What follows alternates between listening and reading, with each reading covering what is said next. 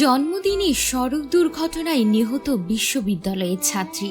ব্যাগে ছিল সহপাঠীদের দেয়া উপহার। ভাবুন তো, জন্মদিনের উপহার পেয়ে হাসি খুশি মনে বাসায় ফিরছিলেন, কিন্তু কে জানতো এটাই তার শেষ যাত্রা হতে চলেছে।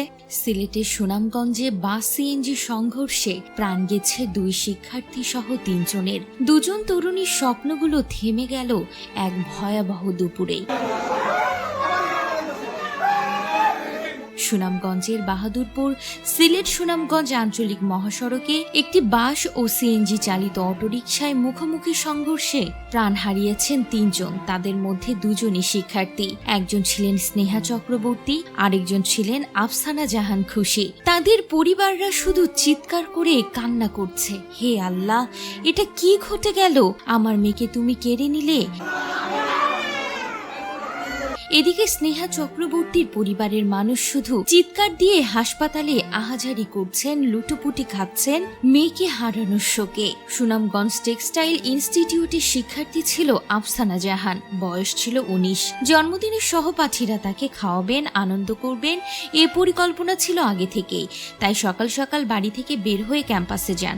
সেখানে তার জন্মদিন উদযাপন করেন সহপাঠীরা, নানান উপহার দেন তাকে। কিন্তু জন্মদিনের আনন্দ নিয়ে আর বাড়ি ফেরা হয়নি তার। সড়ক দুর্ঘটনায় তিনি শেষ হয়ে যান। মেয়ের জন্মদিনের কথা তুলে বিলাপ করছিলেন বাবা দেলোয়ার হোসেন। বলছিলেন, হাইরে মা, খইয়া গেলেও জন্মদিনের লগে তারা খাইতো, আনন্দ করত। এরপর তাড়াতাড়ি বাড়িতে আইবে। এমন আনন্দ করলো আর বাড়িতেই আইলো না রে মা।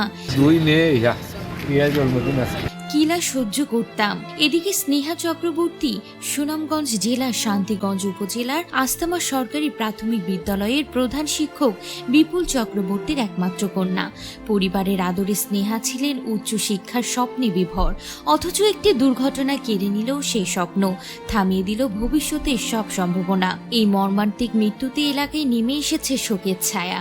সহপাঠী, শিক্ষক, আত্মীয় স্বজন ও এলাকাবাসী কেউই মেনে নিতে পারছে না এই অকাল মৃত্যু। কান্নায় ভেঙে পড়েছেন মা বাবা।